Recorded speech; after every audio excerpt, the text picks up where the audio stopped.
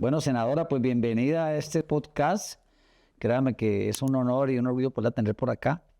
Sé que ambos luchamos por el bienestar del país, de modo que bienvenida y qué bueno estar aquí al lado con usted. No, muchas gracias, doctor Wilson. El honor es para mí por la admiración, por lo que usted ha hecho como ministro, como magistrado, y además porque con mucho valor está dando una lucha por algo que hoy nos tiene que unir a todos los colombianos y es la defensa de la democracia, de la institucionalidad y de las libertades. Así que a usted, por el contrario, mil gracias. Gracias, senadora.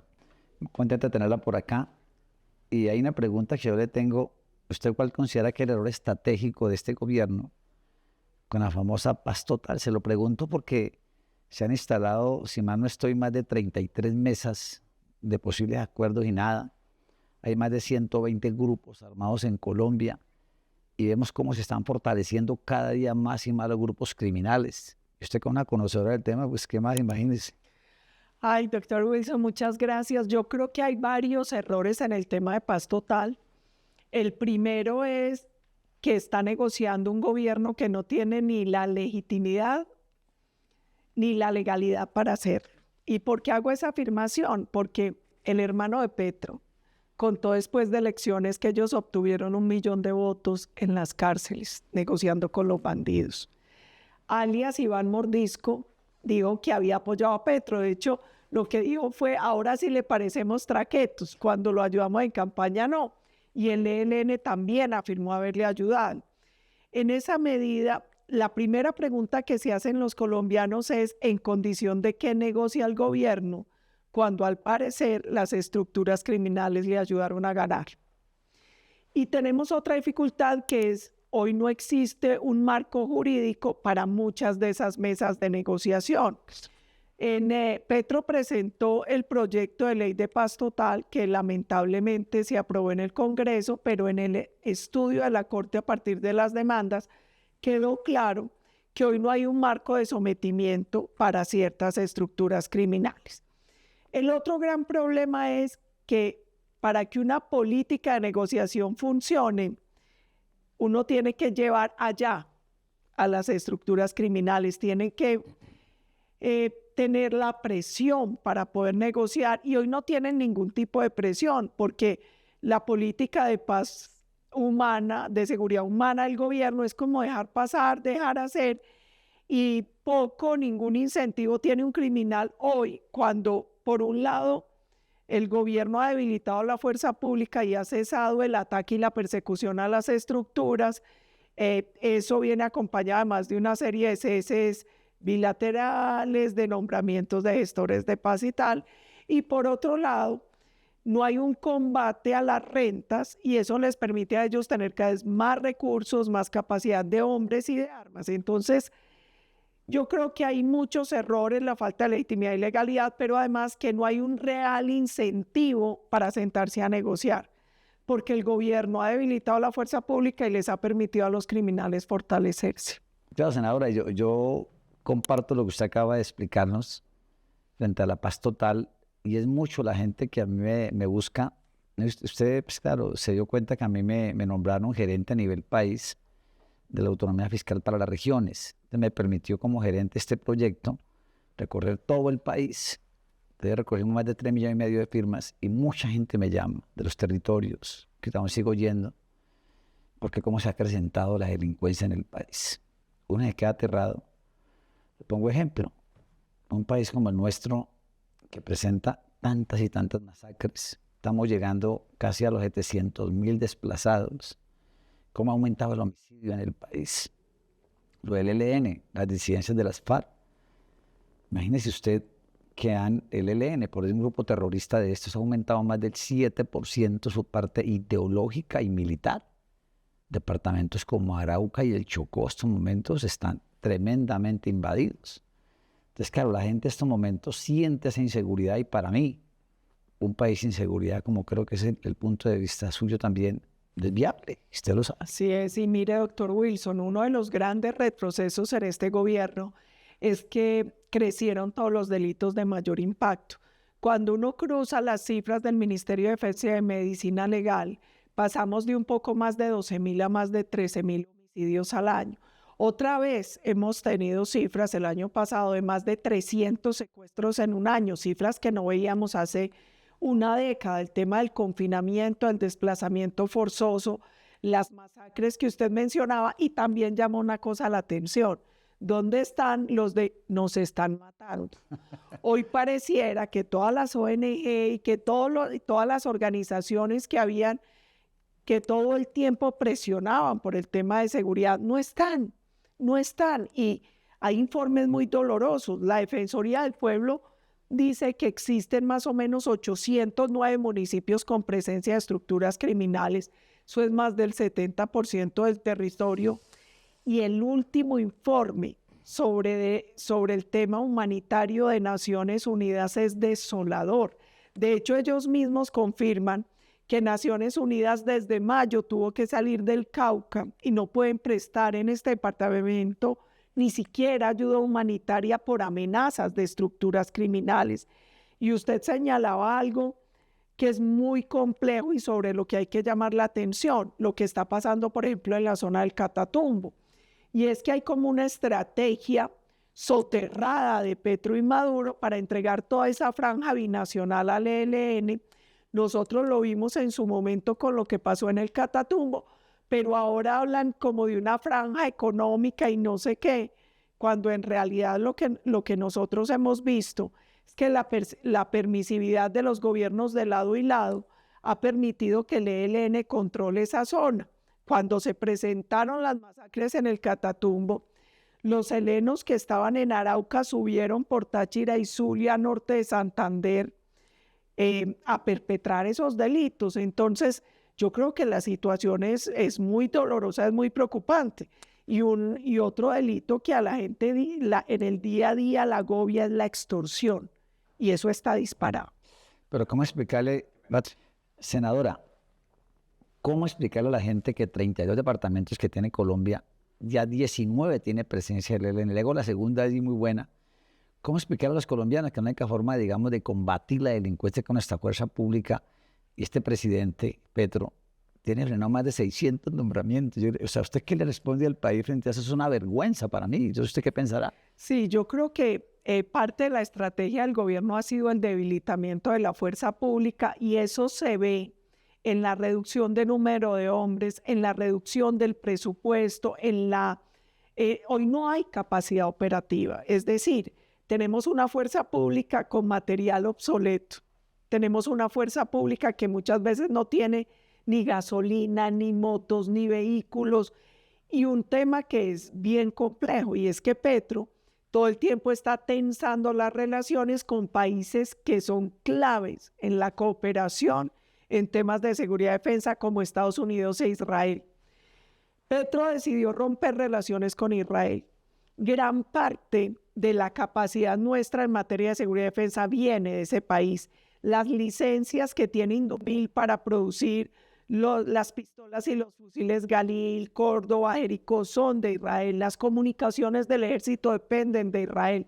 Gran parte de la capacidad de inteligencia. Es más, cuando Petro salió con el cuento de Pegasus, que además dijo información falsa, hizo 1000 cosas, rompió una información que estaba clasificada como ultrasecreta, en fin, yo creo que fue a propósito, para que nos sancionaran y nos sacaran de Egmont Group, y eso tiene una consecuencia, y es que hoy a Colombia no le comparten información para combatir el lavado de activos. Entonces uno empieza a ver que hay una estrategia global por parte del gobierno, y es: dejamos la fuerza pública sin presupuesto, sin hombres, sin moral para el combate, los atamos de pies y manos con ese tema de los ceses al fuego y adicionalmente les quitamos el apoyo técnico, tecnológico, de inteligencia de otros países aliados. El tema de Estados Unidos es muy grave porque ellos han sido fundamentales para el combate al narcotráfico, al terrorismo en Colombia. Y seguramente viene una desertificación o una certificación condicionada porque este gobierno no ha hecho la tarea en el combate al narcotráfico. Entonces, yo creo que esos son temas sumamente delicados. Yo siento que el colombiano, a pesar de que en ocasiones no entiende y no puede ver todo el bosque en el día a día si está sufriendo las consecuencias del fracaso de la paz total y de la seguridad humana. Senadora, pues uno sabe que el tiempo lo va premiando, pero yo no la puedo empezar a decir ya debe irse porque hay muchas preguntas. Por ejemplo, sé que usted es una defensora acérrima de nuestra fuerza pública y yo he sido un crítico como usted, a pesar de que yo fui magistrado y presidente de la Judicatura de las Cortes de la JEP o Justicia Especial para la Paz. Yo nunca estuve de acuerdo en que se creara una justicia alterna con la Corte Suprema de Justicia, jamás. Yo siempre dije, ¿por qué no la adherimos allí como una sala más de la Corte y listo? Pero claro, una ideología que no lo dice Wilson Ruiz de usted, todo el país lo sabe, es una gente que está completamente desbordada en su ideología, de izquierda, digámoslo así. Entonces, ¿a mí qué me preocupa? Que una JEP nos cuesta a nosotros más de 700.000 millones de pesos. Y hace poco hablé del turismo judicial, de todo lo que ha hecho con el país, y ahora uno se pregunta, usted que es una senadora muy seria y muy respetable, usted me habla de un tribunal para los militares, para nuestra fuerza pública. Yo le he hecho seguimiento a usted, que terminó la pregunta, y me parece supremamente interesante. ¿Por qué? Porque definitivamente la JEP, es mi concepto, actúa de una forma sesgada en contra de nuestra fuerza pública. Y yo le voy diciendo, devolvámosle el concepto de autoridad a nuestra fuerza pública desde las casas, las escuelas, los colegios, las universidades. Porque para mí, acuérdate cuando el mal llamado estallido social en Cali, que me delegó el presidente para eso, nos salvaron la democracia, el Estado Social de Derecho. Esos hombres hay que respetarlos y valorarlos cada día. Me llamó la atención dentro de todo lo que usted ha estudiado, esta parte para que nos explique cómo lo crearíamos el tribunal y por qué usted cree que es lo mejor. Yo creo varias cosas. La primera, la JEP tiene un problema desde el origen, y es que no está bien que el victimario ayude a diseñar el tribunal que lo va a juzgar y ayude también a establecer el mecanismo de selección de quienes lo van a juzgar, de esos magistrados en ese momento. En eso, y además tiene también un tema hasta ilegal, porque es que Santos y la FARC se comprometieron con que los colombianos íbamos a refrendar popularmente el Acuerdo de La Habana, y dijimos que no, y no es no. Y ellos de manera ilegal, con una proposición en el Congreso, nos impusieron el acuerdo. Ahí hay un tema de ilegalidad y de ilegitimidad. También lo hay en la forma en que diseñaron y eligieron los magistrados con un sesgo dado por los victimarios que participaron en ese proceso. Y hay un tercer punto mucho más grave que usted acaba de tocar. Todas las denuncias, porque es que hay personas que han sido investigadas y capturadas de la JEP por obstrucción a la justicia, por corrupción. Es que a nosotros no se nos olvida lo de Santrich. Es que a nosotros no se nos olvida muchas cosas que ha pasado en la JEP. Gracias a Dios, ese tribunal tiene fecha de vencimiento que es el 2033.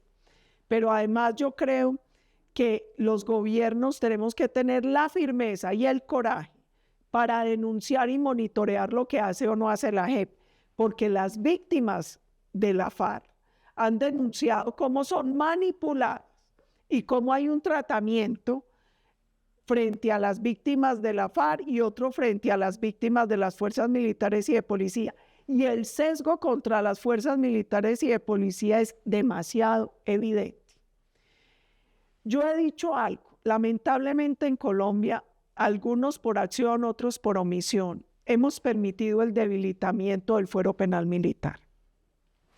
Yo soy una convencida que hay que recuperar el fuero militar y policial integral.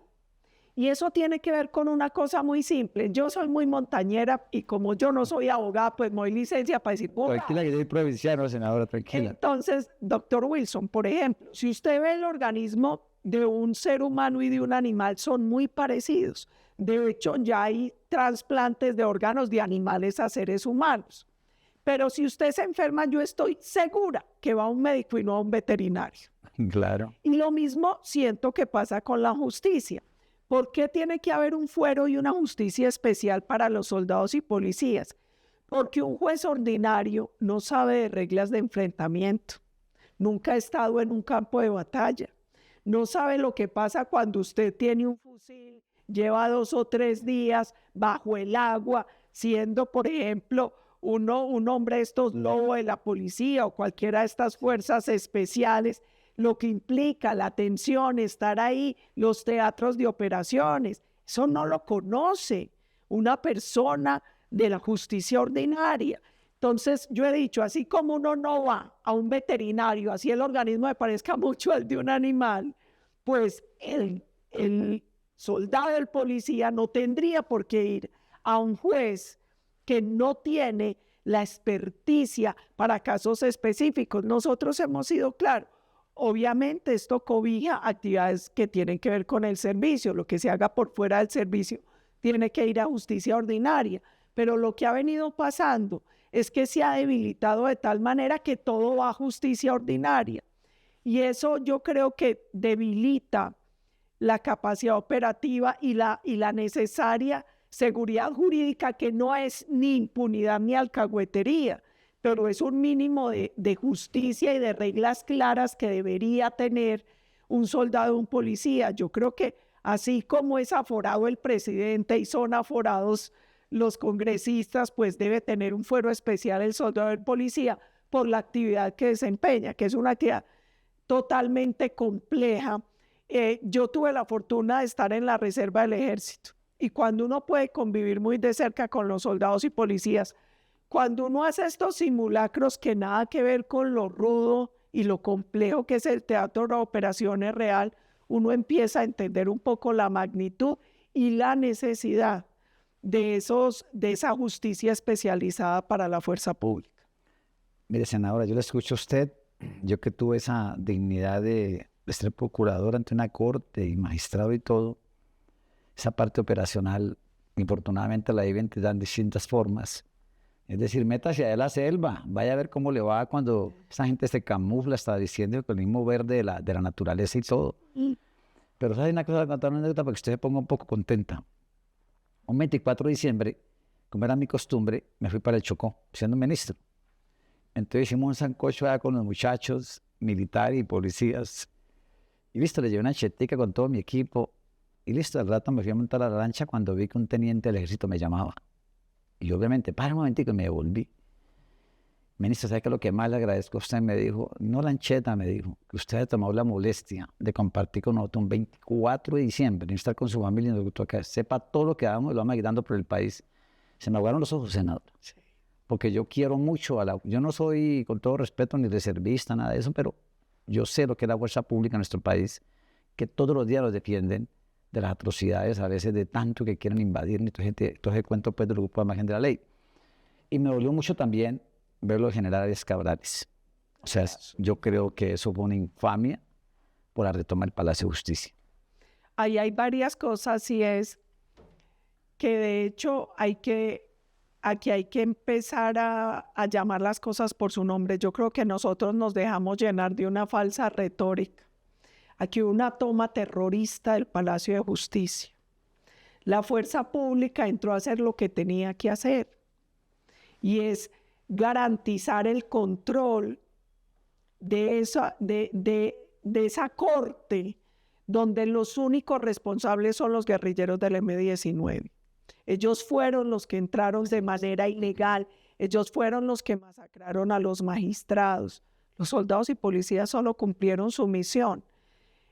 Yo he seguido de cerca el caso porque tengo una amistad personal que me enorgullece con el coronel Plazas Vega.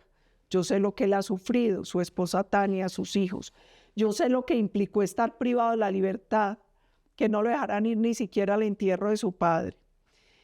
Un hombre que lo único que hizo fue salvar a Colombia. Y sabe que es muy triste porque quienes vivimos ese momento en el 85, veíamos las imágenes, y cuando le preguntan ¿usted qué está haciendo?, dijo, salvar la democracia, maestro. Y eso era lo que estaba haciendo el coronel. Y eso era lo que estaban haciendo los hombres de la fuerza pública. Y llegó esa deconstrucción histórica y terminó volteando todo. Y en este país, lamentablemente, hay un cuento donde los buenos terminan siendo los malos y los malos buenos. Y yo creo que eso es lo peor que le puede pasar a una nación. Nosotros necesitamos conocer de todo la verdad, pero la verdad verdadera. La verdad, y en eso yo también fui muy crítica de la Comisión de la Verdad, y algún día en un debate con ellos les decía, es que ustedes no se ocuparon de buscar la verdad, sino que de manera aleatoria y también sesgada simplemente recogieron testimonios, pero nunca verificaron, nunca confirmaron, nunca confrontaron, nada. Y así es muy difícil, porque muchos que alegan que aquí hay temor a la verdad, no, aquí no hay temor a la verdad. Aquí hay temor a la manipulación de la verdad. Aquí a lo que hay temor es a la deconstrucción histórica y a que nos lleven a creer que los malos son buenos y los buenos son malos. Es lo que le pasa a uno cuando esos guerrilleros de la FARC dando cátedra de moral, hablando de los derechos de las mujeres, de los niños en el Congreso, como si los colombianos ya hubiésemos olvidado que ellos son reclutadores forzosos de menores, que violaban y abusaban a las mujeres que se llevaban a la guerrilla, que las obligaban a abortar, como si se nos hubiesen olvidado esos campos de concentración. Y yo creo que Colombia tiene que volver a mirarse, pero a mirarse en su justa proporción y a reconocer que es cierto y que no. Pero senadora, yo no sé, seguramente los que nos están viendo y todo dirán que usted y yo, usted es muy jovencita en comparación conmigo, desde luego, pero estarán diciendo aquí, ¿de dónde serán la senadora y el ministro? Pero es que en vez de muy niño, señora, y papá y mamá me enseñaron en medio de la humildad y todo, mi hijo, respeta a los profesores, respeta la fuerza pública. Y es más, yo a veces veo con sorpresa que los veo en aeropuertos, en la calle, y a veces me tomo la molestia de agradecerles todo lo que hacen por nosotros. Lo hago de corazón y no me gusta que me hagan imágenes, simplemente lo que me nace hacerlo. Entonces, insisto, el concepto de autoridad hay que recuperarlo. Sin esto creo que estamos llamados a fracasar nuevamente. Y en eso del respeto a la autoridad, yo en eso he sido muy dura, y es, criaban los papás, criaba el hogar.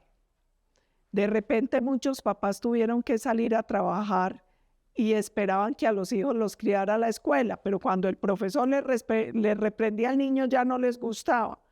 Pues si él no va a ser autoridad, el profesor tiene que ser autoridad, porque es que el Estado llega tarde. Nosotros llegamos cuando ya hay que meterlos a la cárcel.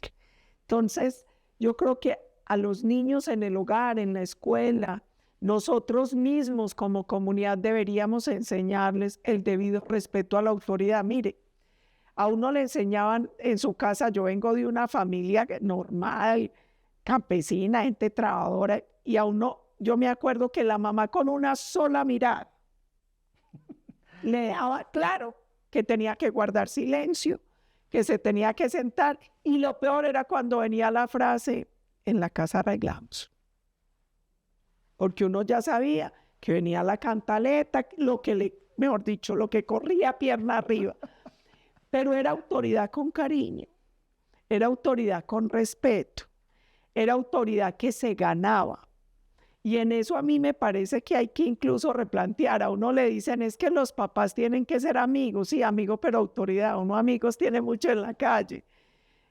Yo valoro que yo crecí en un hogar donde había autoridad, más mi mamá que mi papá. A mi papá yo medio le lagrimeaba. Yo sé cómo sí, encuentro usted. Sería mujer, siempre tiene mucha ventaja. Pero yo sí creo que es importante que exista ese respeto por la autoridad, que exista el respeto a la norma. Es que en parte esa es nuestra tragedia. Un país con una impunidad superior al 90%. Un país, aún no lo definen los dichos. En Antioquia hay un dicho que a mí me parece doloroso, y es: el vivo vive del bobo y el bobo de la mamá, pero exaltando como vivo el que es capaz de hacer trampa, de hacerle trampa a la ley, de torcerle el cuello. Yo creo que eso hace mucho daño. Y que aquí se valore eso. Yo siempre he dicho, eso no es un tema cultural, porque a uno le decían, no, lo que pasa es que el colombiano es violento por naturaleza, es tramposo por naturaleza. Eso no es cierto. Hace muchos años, cuando yo era profesora universitaria, les decía a mis alumnos, un colombiano que aquí es una caspa, lléveselo para Estados Unidos y no se roba ni siquiera la fila en Disney. Porque no solo es... ¿Sabe el agua que le moja? Exacto, no solo es como la cultura, tu ética, tu moral te va moldeando, sino también cómo desde el Estado, sabes cuándo se puede y cuándo no se puede burlar la ley. Un Estado fuerte, un Estado que hace respetar la ley, es disuasivo. Pero un Estado donde la impunidad es de más del 90%, donde uno ve a todo el mundo haciendo trampa y marrulla, es difícil que opere. Eso nos devuelve casi al terrible estado de naturaleza del que hablaba Hobbes. Entonces, yo sí creo que parte del cambio es empezar a hacer entender a todos que hay que respetar la autoridad, que hay que respetar la norma y la ley. Y eso tiene que intronizarse, eso tiene que ir al corazón del ciudadano. Y seguramente podríamos vivir mucho mejor así, muchísimo mejor. Senadora, yo la miro a usted y lo otro que vamos a hablar rápidamente. Cuando yo era presidente de la Judicatura, que le decía hace un momento, y cualquier juez cometía una irregularidad, sea por corrupción, yo salía a defenderlos. Porque usted sabe que hay más de 30.000 funcionarios de la rama judicial en total y uno jamás puede entrar a juzgarlo a todos por la conducta de uno. Yo la veo a usted con una mujer que se nota que es translúcida, una mujer correcta, que nunca, sobra decirlo, va a tener más mínimo escándalo. Y yo me preocupo tanto por el Congreso de la República. Vi que en días pasados eligieron el presidente de la Cámara y uno de estos partidos, por Dios, ¿cómo se venden por un plato de lenteja? Entonces a veces dicen, ¿por qué tan desprestigiado el Congreso? Pero la miro a usted y me alienta más a creer en el Congreso. Entonces, ¿pero por qué pasa esto? Valores, principios. ¿A dónde voy con la pregunta? ¿Usted se acuerda?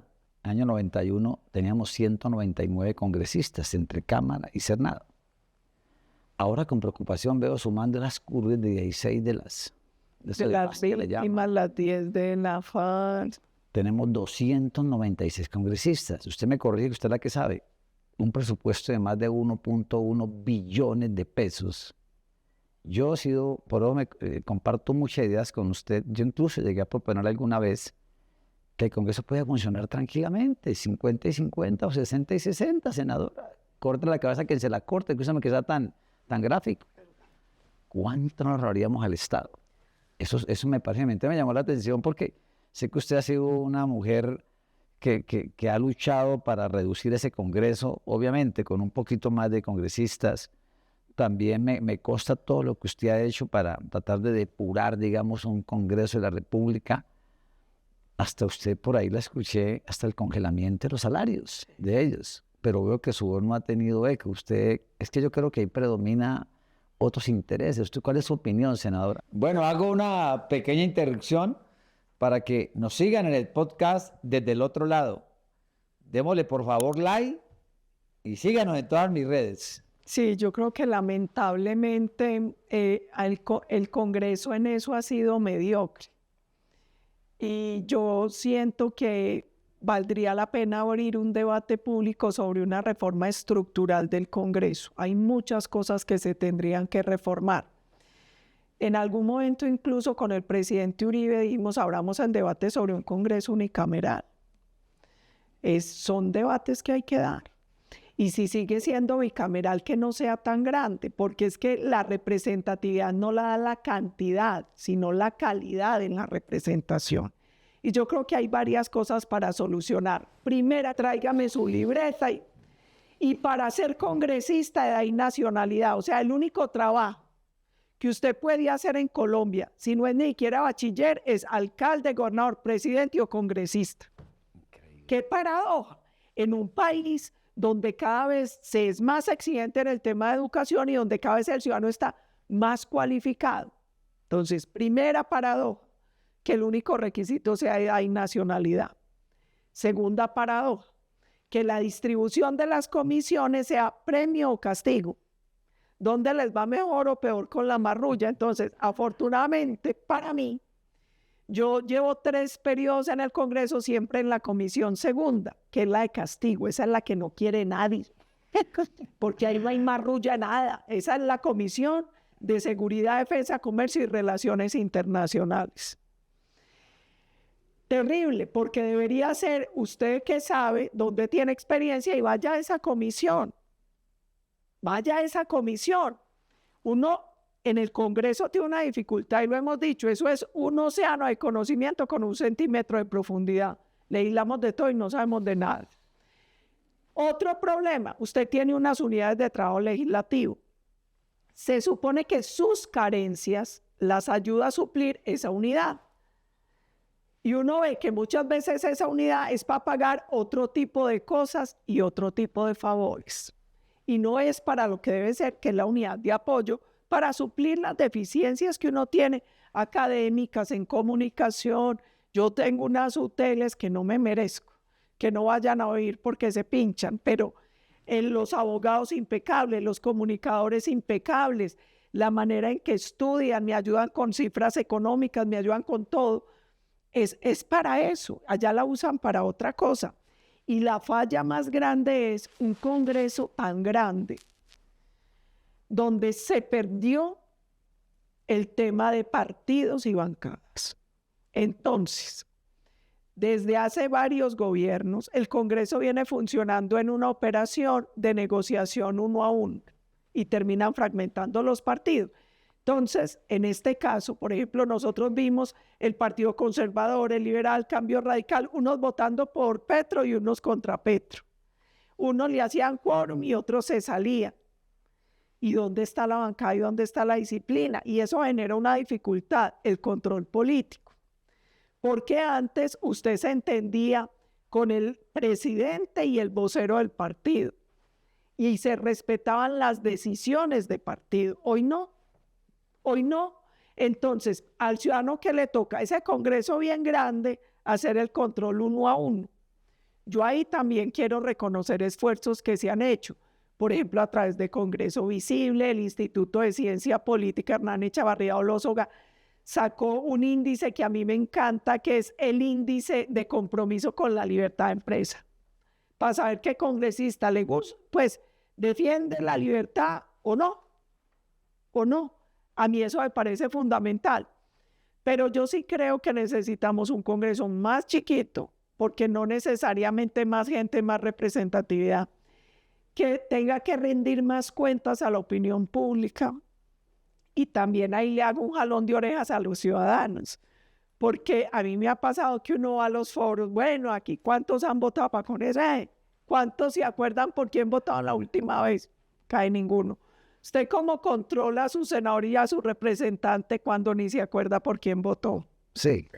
Ahí no hay control. Entonces, un mayor control del ciudadano sobre sus parlamentarios. Y aquí yo también siento que el Congreso es una muestra cruda y ruda de lo que está pasando hoy en Colombia. Un Congreso donde importa mucho ser youtuber, influenciador, los likes, donde cada vez se banaliza, se trivializa y se pauperiza más el debate político. Un Congreso donde hay mucha corrupción, es que no es gratuito y es muy doloroso que el anterior presidente de la Cámara del Senado esté privado de la libertad. Que hayan unos procesos desde la unidad del riesgo contra parlamentarios que vendieron el voto para pasar reformas del gobierno. Es que eso nos tiene que llamar a una reflexión. Y el Congreso debería votar disuadido por las ideas, disuadido por el interés de la nación, no por prebendas, no por contratos, no por plata. Eso es vergonzoso. Vergonzoso que delincuentes atroces y de lesa humanidad estén ahí sentados. Colombia tiene que acabar ese doble rasero. Si usted es condenado, pierde ese derecho. Pero si usted fue mafioso, reclutador, asesino y perteneció a una estructura criminal como la FARC, no pierde el derecho y por el contrario, sin tener siquiera los votos, le dan una curul. Eso hay que repensarlo. Todas esas cosas dan mal ejemplo y envían un mensaje muy, muy equivocado a la ciudadanía, y es que ser bandido paga en Colombia. A mí sí me preocupa muchísimo. Usted acaba de tocar un tema muy importante, y son las víctimas. Y ver unos delincuentes que le hable así, que han violado tantas y tantos niños, niñas. Ahí está una senadora y que es la esposa del señor Tirofijo, Sandra Ramírez. la cual esa señora era la encargada de reclutar las niñas para llevárselos a los jefes guerrilleros para que las violaran. O sea, ¿con qué cara nos vienen a hablar en el país este tipo de personas cuando le han hecho tanto daño? Y el grave problema que usted acaba de tocar, ¿dónde queda la verdad? La gente tiene derecho a saber qué pasó con sus niños, con sus padres, hermanos, hijos. Sepa qué pasó. ¿Dónde está la reparación? ¿O lo vamos a reparar con bienes inservibles, tierras que no viven para nada, o no les damos nada? ¿Y dónde queda la justicia? Es decir, le dicen 8 años, 10 años, pero que los paguen físicamente y en cárceles comunes. Yo creo que por eso el país está tan dividido, que uno no puede llevar esta clase de delincuentes de la exhumanidad. Yo no sé cómo hace, la verdad, para ser compañera de ellos. Estará en un congreso con este tipo de bandidos. Lamentable, ¿no? Sí, y además porque se llenan la boca diciendo colegas, no, yo me gano los votos a punta de suela, saliva y salud en la calle. A ellos les regalan la curul sin votos por haber sido delincuentes de lesa humanidad. Entonces, colegas no somos. Así les digan senadores, porque el origen de nuestra curul es muy distinto.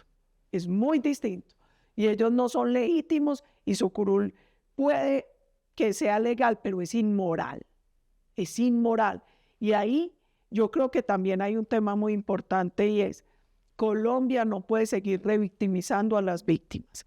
Este es un país donde los bandidos que tendrían que reparar no reparan, y terminamos víctimas reparando víctimas. Entonces los colombianos a punta de impuesto pague para que el Estado repare las víctimas de la FARC, del ELN, el Clan del Golfo, de cuanto traqueto o guerrillo o mafioso hay en Colombia. 2, la verdad. ¿Dónde queda la verdad? Verdad con sesgo, verdades acomodadas. La justicia, hombre, ¿para qué el Estatuto de Roma? ¿Para qué la Corte Penal Internacional? Si era claro que los delitos atroces y de lesa humanidad no podían tener amnistía ni indulto, y aquí los directos responsables de esos delitos no han pagado un día de cárcel. Y la no repetición solo se da cuando hay castigo, cuando se cierra la puerta giratoria. Pero yo le pongo un ejemplo, doctor Wilson. El bandido de alias Iván Márquez. Ese señor, yo no sé cuántos procesos lleva. Es más, en uno de esos procesos terminó siendo representante a la Cámara. En este último iba a ser senador, él porque no quiso y más bien se fue a seguir traqueteando y para Venezuela. Y ahí lo tienen otra vez en una mesa. Colombia tiene que cerrar la puerta giratoria. Yo digo, listo, tengamos un tema de compasión, porque la justicia sin un poco de compasión puede ser tiránica. Esa es una segunda oportunidad. Pero no pueden ser infinitas oportunidades, porque eso es una negación al derecho de no repetición de la víctima. Entonces no puede ser que aquí el bandido delinque, si acoge en un proceso, recibe 1000 beneficios, vuelve a delinquir, vuelve y otro proceso. Igual que era el jefe del Clan del Golfo, el alias Otoniel, que en buena hora extraditaron. Esa belleza ha sido de todo, guerrillo, paraco. Y yo ahí quiero invitar a los colombianos a una reflexión. Colombia tiene que desaparecer el reconocimiento político para las estructuras criminales del país. A mí ese cuento de que hay que darle un tratamiento a la FARC y al ELN, y no. Ahí entre el comportamiento de la FARC, del ELN, del clan y la gente de la oficina es el mismo, son unos traquetos, son unos bandidos, le han hecho daño a los colombianos y todos deberían someterse al mismo marco de sometimiento. Pero ese cuento de estar negociando, darle reconocimiento político, darles curules, darles plata, darles partido, esa sinvergüenza se tiene que acabar, y se tiene que acabar ya, porque si no el país jamás va a parar el espiral de violencia. Bueno, senadora, entramos a una parte que es bastante emotiva, como son los trinos que hace... Y tenemos presidente tuitero, porque a eso sí que le sacan. Gobierna por X. Ave María. Senadora, entonces le hago varias preguntas de esto de X, que en el momento hizo el que hoy es presidente, que es Gustavo Petro. 16 de marzo del 2021, yo estaba ahí como ministro de Justicia. Dice, la compra de aviones en medio de una crisis como la que vivimos es el máximo grado de irresponsabilidad de un gobernante. No entiendo un país que pueda aplaudir que no se usen los recursos para salvar la vida y en cambio sean instrumentos para bombardear niños. Y le leo el otro para que usted lo empareje allí. Y ahora el presidente, el 24 de 2023, dice, cae 2,5 toneladas de cocaína en Buenaventura. La estrategia de interdicción mejora. La destrucción de las economías ilícitas es el camino a la paz total. Frente al primer trino, Petro toda la vida ha sido un populista irresponsable. Lo era de senador y lo es ahora de presidente. Él criticó mucho el tema del cambio de la flota de aviones, que era necesaria y yo la sigo defendiendo. Si algo nos sirve para poder garantizar la seguridad y la defensa del territorio es el poder aéreo.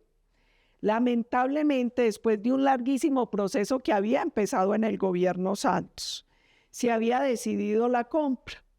El expresidente Duque la paralizó porque Petro le solicitó que no lo hiciera. Lleva 3 años, ya va a acabar el gobierno y él tampoco lo ha hecho. A toda hora dice que sí, que ya los va a comprar. En un momento dijo que los franceses, luego que los suecos, y seguimos sin los aviones. Con un agravante, es que los aviones no son para bombardear niños. Los aviones son para transportar enfermos, para controlar el territorio, para poder disuadir y salvar vidas. Es que lo que ellos llaman guerra es seguridad y la seguridad salva vidas. La seguridad es la que hace que, por ejemplo, durante el gobierno del expresidente Uribe, pasáramos de 28.000 a 15.000 homicidios al año. Permitió que pasáramos de más de 2.800 secuestros a 288, porque para eso es la seguridad. Entonces da un poco de risa a Petro, porque ahora que el expresidente sí los quiere comprar, pero lleva 3 años dele y dele y nada que los compra. Nosotros necesitamos mejorar el poder aéreo, nosotros necesitamos que la fuerza pública recupere la capacidad operativa. También quiero ser clara, aviones con el de presidente, ¿para qué? Porque finalmente él sigue siendo el comandante en jefe de las fuerzas militares y de policía, y así los aviones seguramente no les va a permitir operar. Y frente al tema de las rentas ilícitas, parece un mal chiste. Si hay un presidente que ha permitido el crecimiento exponencial de las rentas ilícitas en Colombia, es Petro. El informe 2023, es decir, hace 2 años, de Naciones Unidas, decía que teníamos 253.000 hectáreas de coca, que producían más de 2.600 toneladas métricas al año. Hoy dicen muchos estudiosos que estamos alrededor de 300.000 hectáreas. Cuando usted compara el crecimiento de los cultivos con la interdicción, se da cuenta que lo que él muestra como un logro es un fracaso, porque porcentualmente frente al crecimiento del narcotráfico en Colombia, las cifras son irrisorias. Y además, con un tema muy grave, y es que las 2 rentas, hay 3 rentas claves de las estructuras criminales en Colombia: narcotráfico, minería ilegal y extorsión, y todas 3 han crecido. Todas 3 han crecido. La minería ilegal, hoy se calcula que entre más o menos el 75% del oro que exporta Colombia es de origen ilegal, con una onza de oro que hoy está más de 3.000 pesos. El tema de la coca ha crecido exponencialmente porque ellos decidieron no combatir los cultivos ilícitos. Entonces no hay fumigación, acabaron prácticamente con la erradicación manual, forzosa y voluntaria, y con los escuadrones de erradicadores, y ojalá el país vuelva a abrir el debate, sobre todo el tema de la fumigación con glifosato. Yo ahí tuve la pelea con Alejandro Gaviria y con un magistrado al que con mucho respeto yo le dije: mire, qué hipocresía la de ustedes. Ustedes dicen que no se puede fumigar con glifosato, que porque el glifosato es posiblemente cancerígeno. Pero en Colombia casi todos los cultivos lícitos usan glifosato. En el momento en el que nosotros tuvimos más fumigación en el país, el 90% del glifosato iba para cultivos lícitos y el 10% para ilícitos. Miren la contradicción. Entonces, si el malo es el glifosato, quítelo para todo. Y al ciudadano lo engañan porque el ciudadano muchas veces no sabe que es que el glifosato tiene muchos nombres comerciales. Yo soy de campo, montañera, y de hecho en el campo dicen vamos a randear y random es glifosato. Entonces, ojalá diéramos el debate técnico, porque hoy tendríamos forma de hacer incluso una fumigación de alta precisión a través de drones, así como se hacen los cultivos lícitos. Eso sería importante. Yo creo que hay que combatir toda la cadena. Necesitamos combatir los cultivos, necesitamos combatir la transformación, los laboratorios, necesitamos la interdicción aérea, la interdicción marítima, la interdicción fluvial y un centro de gravedad que para mí es clave, es la plata, el negocio socio. La mejor manera de acabar con estas estructuras criminales es entendiendo que operan como empresas, son empresas criminales y el centro de gravedad es la plata. Entonces, que hay que fortalecer la UIAF, la extinción de dominio express y la monetización de esa plata, porque nosotros, la monetarización de esa plata, nosotros tenemos un problema real hoy. Los procesos de extinción de dominio son tan largos que eso vuelve y termina en manos de los mismos mafiosos. Y como no vendemos rápidamente, que mi propuesta es venda, meta esa plata a una fiducia porque el Estado pierde plata administrando bienes de mafiosos. Y eso se volvió un foco de corrupción. Y yo digo, por ejemplo, si usted ya reconoció, si usted se sometió a un proceso de negociación, fue porque usted ya reconoció que usted era un delincuente. A usted se le debería hacer la extinción, es por vía administrativa, sin mucho papeleo, mucha pendejada, entregue, vendo, y esa plata entra a hacer lo que tendría que hacer, a reparar las víctimas, a construir carreteras, hospitales, colegios, a comprar internet, a hacer las cosas que Colombia necesita. Entonces, lo de Petro es un mal chiste, es de verdad que él era muy, y yo creo que uno si analiza a Petro se da cuenta que es un gran contradictor. Petro en campaña decía ser el tipo de la transparencia, es el tipo más corrupto. Él decía que es que aquí todos los que habían gobernado eran los aliados de los criminales, y al que vi uno feliz cambiando sombrero con Mancuso y en la tarima con Douglas, con Tom, con Carlos Pesebre en Medellín, es a él, uno al que ve que es como todo cómodo, ahí con el bandidaje es a Petro, no a otros gobiernos. Y todo lo que él criticaba lo está haciendo. Él decía que era el gran feminista y tiene un gobierno plagado de maltratadores y acosadores, y que las minorías, y hay que ver de la manera tan despectiva que trata a sus funcionarios, que trata a los ciudadanos. Yo lo único bueno que le veo es que seguramente cuando todos los ciudadanos entiendan que esta fue la gran estafa, no van a volver a votar por este tipo de populistas. Y yo creo que eso es lo que le vamos a tener que agradecer a Petro, que fue como la vacuna de COVID, un virus que nos indispuso, pero que a la vez logró inmunizarnos de esos populismos que son tan dañinos. Yo la escucho, senadora, y le hago unos comentarios muy breves. Lo primero, yo sé que usted es de hermoso departamento de Antioquia, gente pujante, echada para adelante, gente disciplinada. Yo viajo mucho allá y le quiero decir lo siguiente. Yo estaba un sábado en mi casa cuando vi los delincuentes en Alpujarra, símbolo de ustedes allá en el CAN. Me dio una tristeza, como una aflicción interna. Es como dolor de patria, ¿sabe? Porque yo dije ese día, oiga, yo firmé 432 extradiciones en casi 2 años, combatiendo delincuentes sin darles tregua, como usted se dio cuenta, senadora, y vernos compartiendo tarima con esas personalidades. Le cuento que sentí una vergüenza. Estaba con mis hijos allí y dije, Dios mío, qué país estamos viviendo en este momento. Lo que usted acaba de decir es cierto. yo estoy orando, pero ojalá sea así, que Colombia sea certificada, porque es el gran daño que nos van a hacer. Un país paria, un país con más de 300.000 hectáreas, no es viable. Usted lo sabe más que nadie.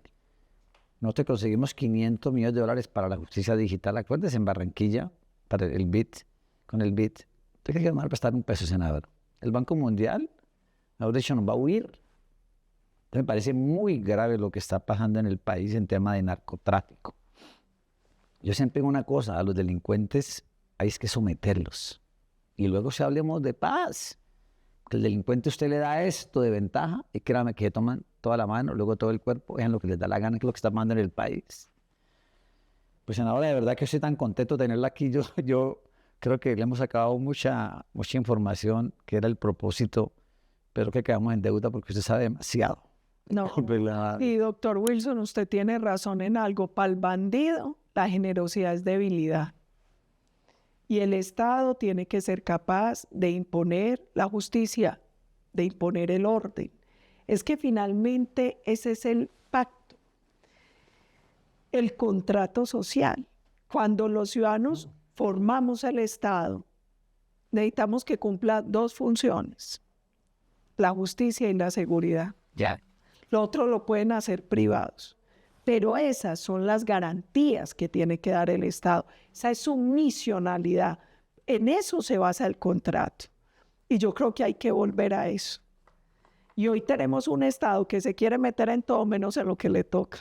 Y no la puedo dejar, senadora, hay unas preguntas de sí o no que usted nos va a responder ahí. Primera, ¿la paz total está fortaleciendo a los grupos armados ilegales? Sí, 1000 veces sí. ¿Cree que algunos militares han sido condenados injustamente por cumplir con su deber? Sí, 1000 veces sí. ¿El Congreso debería reducir su tamaño y número de curules? Por favor. Y tendría que buscar hacer unos ajustes para de verdad representar a los colombianos, rendir cuentas y tratar de ajustar su función, teniendo en cuenta que es el interés superior y no la transacción lo que debe primar. ¿El Estado colombiano ha perdido el control en varias regiones del país? Sí, y le cito unas cortiticas rápidas. En la zona del Catatumbo, en el sur del Meta, en el sur de Bolívar, en Cauca, en Nariño, en Arauca, para citar solo algunas. Hay más o menos 11 focos muy graves de violencia claramente identificados por la Defensoría. ¿Considera, senadora, que el gobierno Petro tiene una agenda ideológica que ataca los valores tradicionales? Así es, nosotros por primera vez tenemos un gobierno de corte social comunista que busca estatizar todos los sectores, pero que además va en contravía de la democracia, de las libertades y del Estado de Derecho. Senador, ¿usted apoyaría un referendo para limitar la reelección indefinida en cargos de elección popular? Yo ahí tengo un mea culpa, y es que me queda muy mal decir que sí, porque yo siempre he creído que lo que hay que hacer es lograr madurez en el pueblo para que decida. Y las reelecciones, cuando las democracias son maduras, estimulan el desarrollo.